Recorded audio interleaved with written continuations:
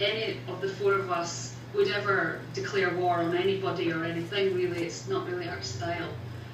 But I don't know if that answers that question in an even remotely articulate way. Does anybody understand what the hell I'm talking about? Yeah, I do.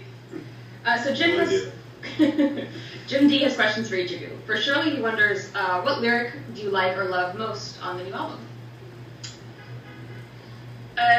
Well, I guess I'm really hooked on the title I Hate Love, just because it's such a provocative title, and I always think it's great to play with words, and when you effectively come up with something so simple that makes a provocative statement, this, just for me as a person, it's sort of great fun. My dad's 74, and he called me up a few months ago or weeks ago when we put the album track listing on the website. My dad called me up and took great umbrage at the title I Hate Love, and he said, I think it's disgusting that you have written a song called I Hate Love. And I had to say to my dad, well, Dad, have you even heard the song? Which of course he hadn't.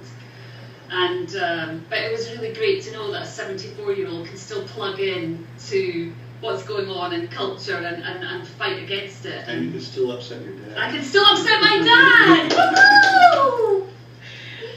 But just to clarify, I Hate Love is not a declaration against love by any stretch of the imagination. It's quite the opposite. It's more to do with railing against fake love, phony love.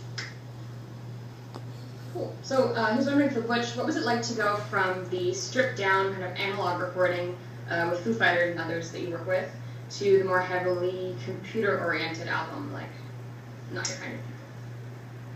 Well, in a way, one of the things that I took from working with the Foos was when you record on tape, it's all about performance. You can't fix it. You can't move things around. You can't make alternate playlists. And you have to sort of commit to a performance. And then if you don't get it, you just got to go again. You're going to erase the previous one, so there's no going back. And it really, I think, in a way brings out the best in musicians when they're sort of forced to really perform at a top level. And we kind of embrace that on this record. The tracks are, Shirley mentioned earlier, they're kind of playful, and I think they're looser and rougher sounding. We didn't fix things as much. You know, we still did it using Pro Tools, which we love, but we used a lot of old school analog gear, and like some of the drums I did with 4 microphones set up in the den of my downstairs in my house.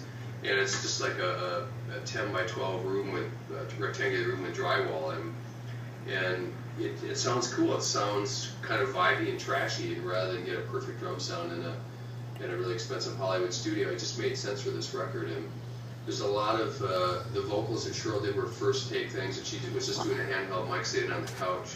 In the past, we probably would have gone back and fixed things and manipulated them a lot more, and we left this record rougher sounding. And I think that is what also Cheryl said, that a lot of people have responded to the vibe of the record. It sounds like our first album.